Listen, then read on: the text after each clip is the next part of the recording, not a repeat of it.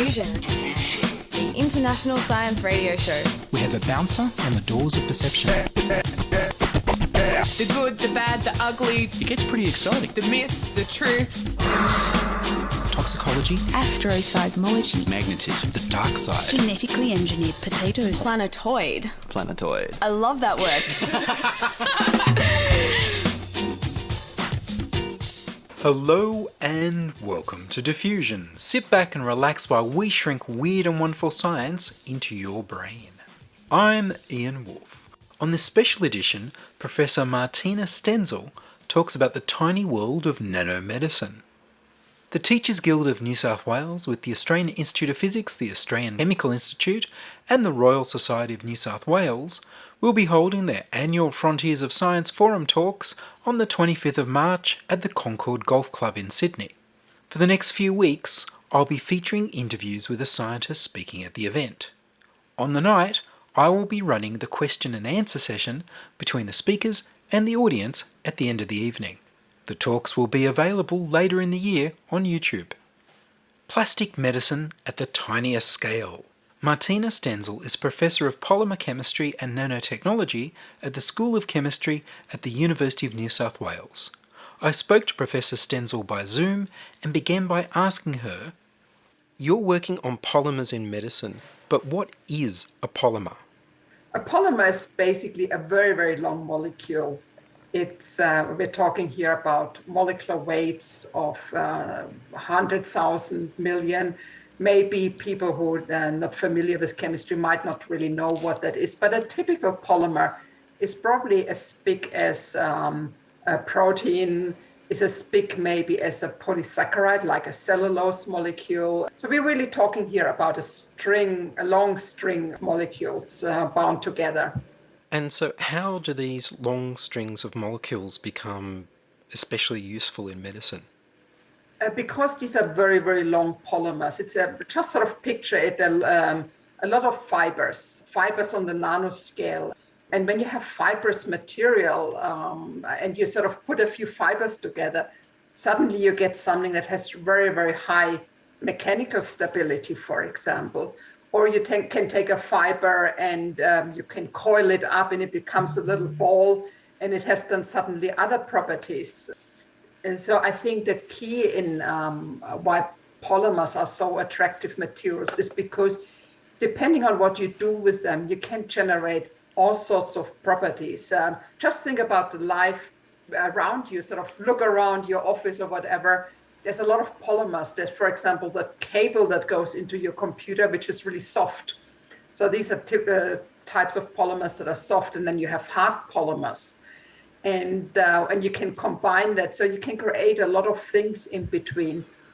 And having this possibility helps us now to create any type of material for all range of applications. And this applies to, of course, clothes, automobile industry, to packaging, but also to medicine. In medicine, we might want to use maybe polymers, for example, to complement some implants.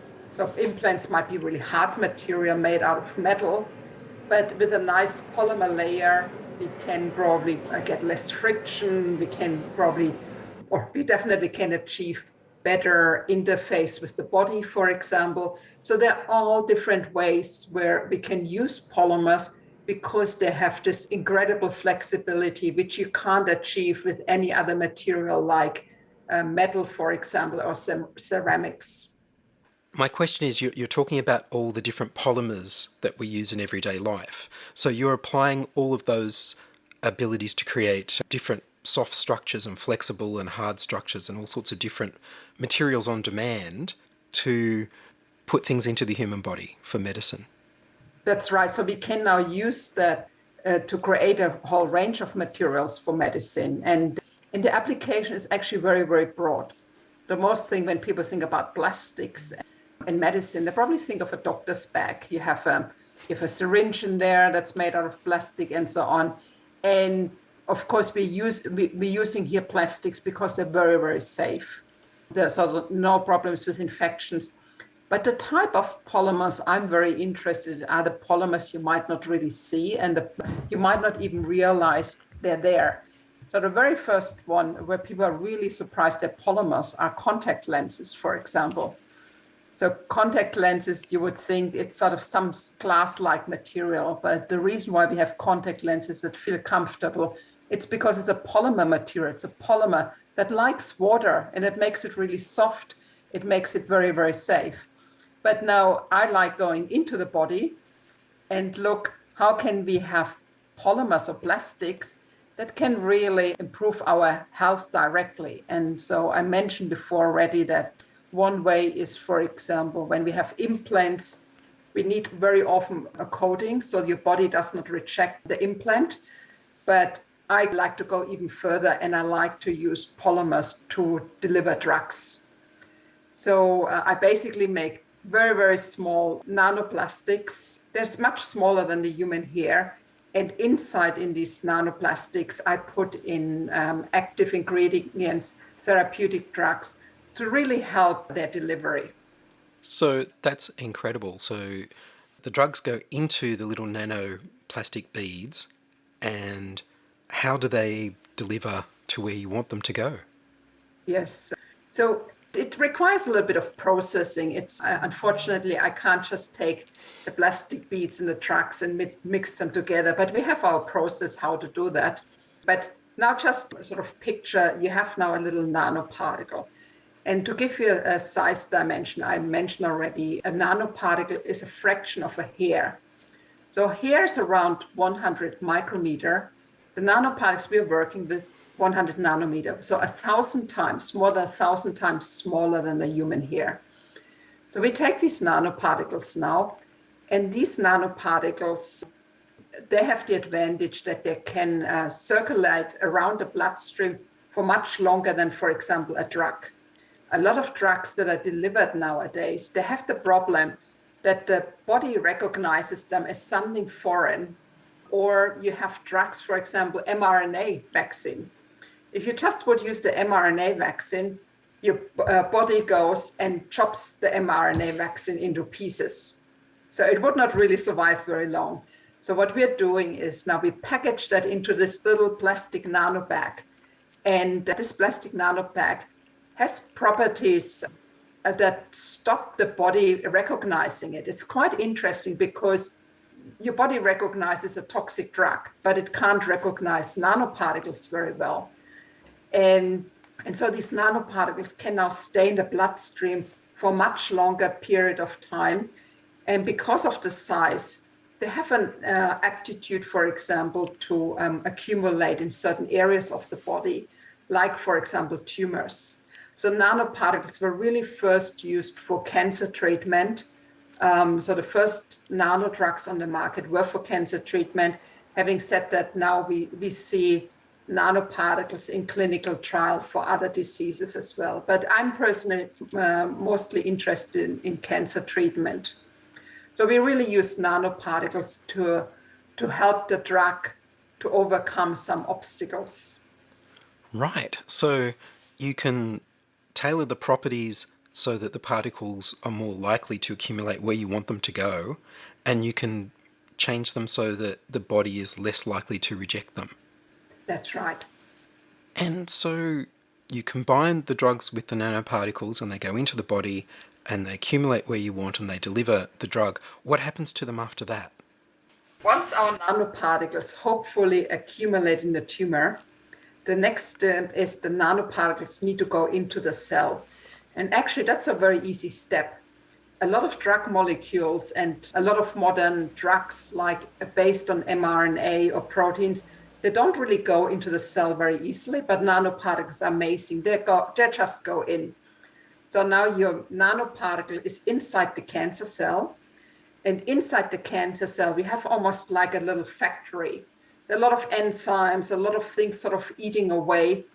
And they basically destroy that little plastic bag and release the drug. And we can see that very nicely just in our lab when we incubate nanoparticles with cancer cells, how these cancer cells can die very quickly when you have an efficient drug in there.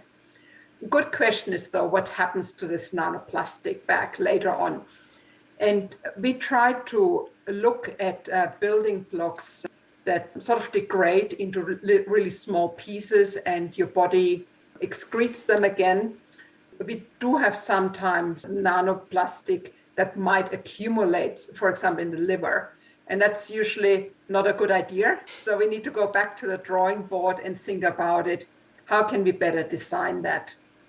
But I think in my field, people don't try to reinvent the wheel in terms of, we just try to cover everything with synthetic molecules. We actually look at nature and sometimes find there's some interesting molecules we can use. So what I like, for example, doing is I like making nanoparticles using albumin that's already in the bloodstream.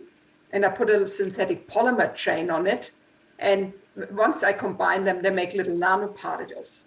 So that means half of my nanoparticle is already degradable as part of the body. So your bloodstream you have an abundance of albumin in the bloodstream or in the body. So we don't have to worry about albumin. We just need to worry about that little synthetic polymer chain we need to get rid of. But as I said, we try to have something that degrades over time. And then hopefully everything is cleared from the body. Fantastic. So I can see how that's really useful in cancer. Are there other diseases that you're able to treat this way? There are a few treatments that are explored. I'm not too familiar which type of treatments. I certainly can look that up, but it's because I'm so focused on cancer and every disease has its own challenges and every cancer is different. So if we design one nanoparticle, let's say for brain cancer, it would be a very different nanoparticle for pancreatic cancer. So, and I know there's work on arthritis, diabetes, some other brain diseases where nanoparticles are explored. So sometimes there's an overlap in challenges and sometimes they're very different challenges. So of course, getting something into the brain, the common challenge is really getting across this quite tight blood-brain barrier that does not really let much through. So we need to be very clever about the nanoparticles, how we design them. And I think once we can really conquer this area, and it still hasn't been conquered by anybody around the world, but once we can really deliver any kind of a drug or maybe some drugs for mental health treatment or something like that.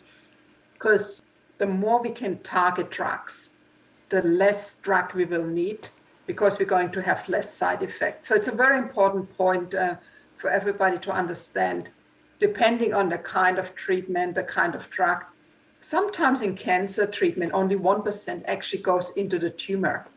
So 99% of drugs, they accumulate somewhere in the body, they get excreted. And that's why all these side effects come from with cancer treatment. So if we can improve this number, if we can focus the amount of drug towards where we really need it, we're going to see less side effects overall. So the drug in the nanoparticles, because it's going right into the cells and it's so targeted, you can use enormously less and chemotherapy will just not be as awful. That's the idea. That's one of the approaches. Yeah, let's target drugs. But of course, let's not forget, a polymer chemist won't solve cancer. We can basically assist the medical scientists in if they have a drug delivery problem.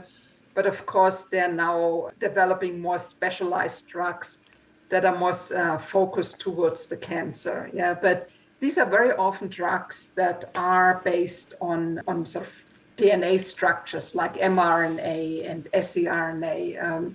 So they all require a nanoparticle for delivery. You're listening to Ian Woolf on Diffusion Science Radio. Send emails to science@diffusionradio.com. We're brought to you across Australia on the Community Radio Network and podcast over the internet on www.diffusionradio.com. Does this mean that there are drugs that are currently too toxic to use that you could reduce the dose so much because you're targeting exactly that these drugs would suddenly become useful? Certainly. I think there are a lot of drugs in development and they all have various problems. Some might not be soluble enough, although in theory they might work well. if you put them in the bloodstream, they get excreted very quickly. Other drugs are just too toxic to healthy cell lines. So they might work really well on cancer cells, but they also kill healthy cells. And of course, you don't want that. So you want to have a natural selectivity. So nanoparticles certainly can help to increase that. Having said that, we are not really at this point yet where we can say we have this magic nanoparticle that just delivers the drug to the tumor and doesn't get into healthy cells. So we are unfortunately still far away from that. But I think in the last 10, 20 years, we started understanding much more what happens to a nanoparticle in the bloodstream. So we get more appreciation why some nanoparticles work better than others. But we still haven't found a magic bullet yet that just takes us to the tumor. But we did find nanoparticles that are better than others, and there's certainly an improvement. And so where is the research at? Are you in the stage of getting to clinical trials yet, or what stage is the research?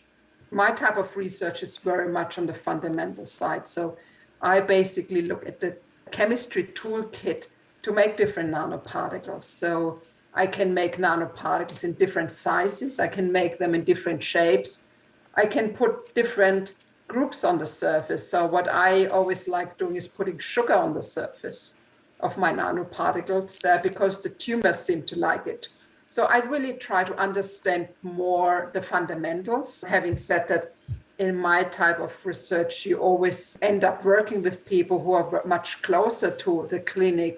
These are people who develop new drugs. They do preclinical studies, for example. And when you sort of get in there, you can help them really to make maybe sort of commercially available nanoparticles better and tune it a little bit more to their needs. So my type of research really sort of stops at very much fundamental side. We test our system on cancer cells, but once we found there's a nanoparticle that works quite well on cancer cells, the pipeline are then sort of the people really more on the biology and the medicine side. But it's very important that we understand nanoparticles and their chemistry and their physics. So how did you come to apply your knowledge of nanopolymers to medicine? Were you just looking at these and you realized this would be a good fit, or how did your previous research link into this?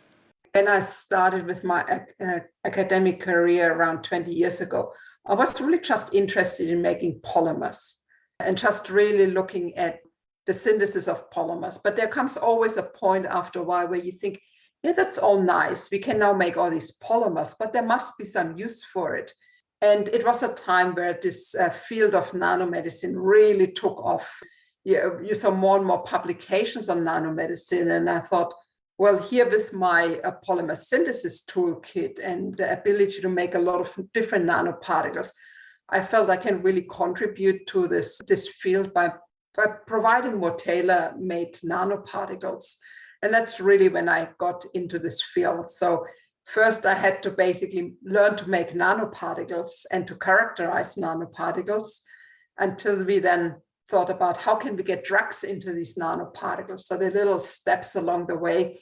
And now we look very much, for example, how do nanoparticles behave in blood? So we mix these nanoparticles in the lab with blood. And then we look at what happens with these nanoparticles. Do they maybe kill blood cells? Or so we try to understand chemistry, biology interface in the test tube, basically. But there's slow steps that took me to this point where I am now. And if people are listening who want to study chemistry and perhaps get into nanomedicine, what would you recommend that they choose for their studies? A chemistry degree as such is always a good idea. And there are then some chemistry degrees that are a little bit more focused on the medical field. So at UNSW, we have something called medicinal chemistry, which is really chemistry focused on medicine. But where you really get into a research field as a student, it's probably when you start doing your PhD. And I think with a PhD, you can almost come from related areas. You might not have had studied chemistry. You might have had maybe biology or physics, and you're just really excited by this field. And you can always come in. You have another 3 years to really learn a new field and really immerse yourself. It's more the passion you need than anything else, really. So I do have students who come from chemical engineering, for example. They had no idea about medicine, no idea about polymer science as such, or polymer chemistry, but they thought, I'm really interested in doing that. And you learn understanding the basic biology, and I think it's more being excited about the field. But of course, some sort of science degree always helps. Yeah, so you wouldn't be able to get into my field without having some fundamental science or some medical science background. But I think any kind of background, because I think it also reflects that it's an extremely multidisciplinary area. People think about chemists making molecules, and that's one part of it, but I reach into physics. I reach a little bit into mathematics when we do some computational chemistry. I reach into biology and so on. So they're really very different people coming together. And what has really surprised you in your research that you found? I think I'm still surprised how complicated things are. I always have a lot of respect for people in medical sciences because every human is different.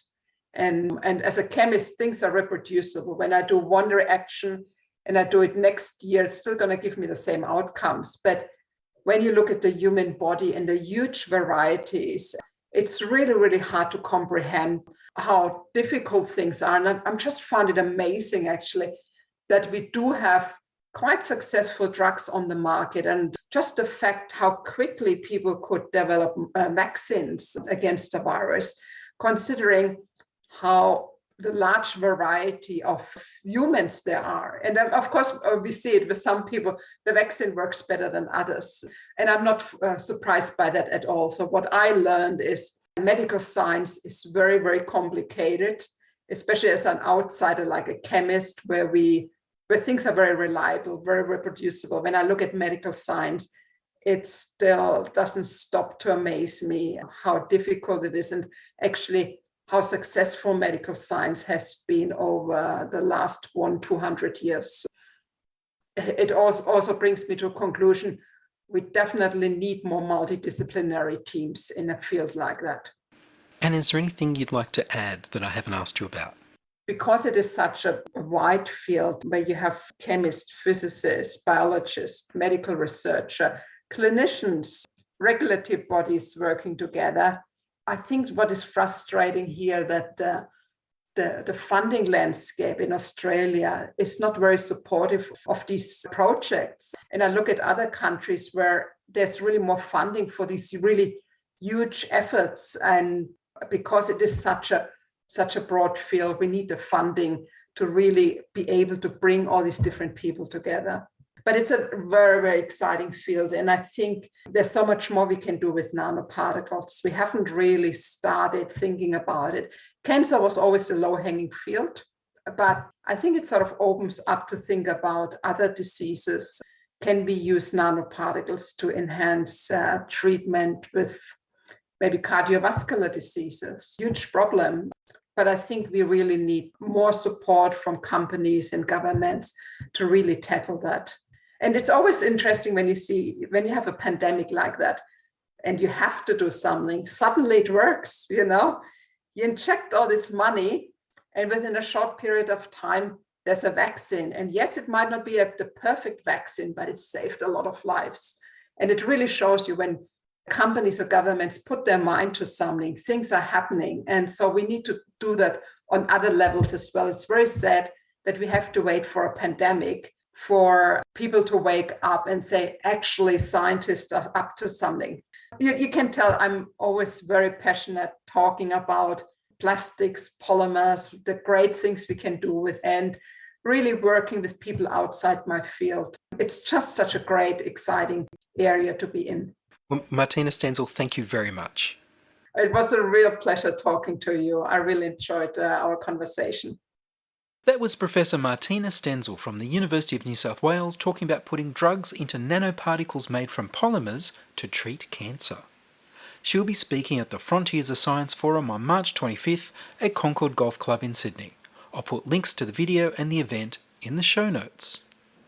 And that's all from us this week on Diffusion. Are you a scientist, artist, biohacker or maker who'd like to be interviewed about your work? Would your company like to sponsor Diffusion? Send your contributions, opinions, helpful suggestions and donations to science@diffusionradio.com. That's science@diffusionradio.com. Please subscribe to the Diffusion Science Radio channel on youtube.com/c/diffusionradio and rate the show on iTunes. Tell your friends. Follow me on Twitter @Ian Woolf. I produce Diffusion, which is broadcast around Australia to 28 stations on the Community Radio Network, including Radio Blue Mountains 89.1 FM in New South Wales, 8CCC in Alice Springs and Tennant Creek, 2MVR in Nambucca Valley, 3MBR in the Mallee Border districts of Victoria and South Australia, City Park Radio 7LTN in Launceston, Tasmania, and 2XXFM in Canberra. Diffusion is narrowcast on Indigo FM 88 in northeast Victoria. Diffusion is syndicated globally on astronomy.fm.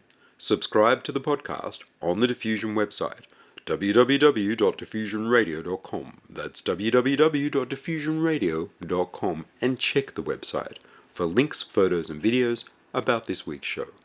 If you enjoyed the show, you can explore more than 1,000 previous episodes archived on diffusionradio.com, where the shows are labelled by keywords so you can focus in on the stories you want to hear. Make a donation through paypal.me/IanWolf or join my patrons at patreon.com/diffusionradio. I'm Ian Woolf. Join us inside your audio device of choice for more science wondering next week on Diffusion Science Radio. Science is fun. It helps you to learn, to know, and to appreciate. When you study science, you may go on field trips. You discover the marvelous interrelationships between all living things. You learn to read the history of the Earth as it is written in rocks and fossils. You find out what makes things tick, everything from a molecule to a living organism. In the study of science is found the most useful and satisfying knowledge of man. Knowledge of his physical world, its past, its present, and its future. And in your moments of relaxation, now and in the years to come, you will find the study of science leading you into fascinating pursuits: photography, collecting. Why study science? Study science because you will find in the study of science a richer, more rewarding life.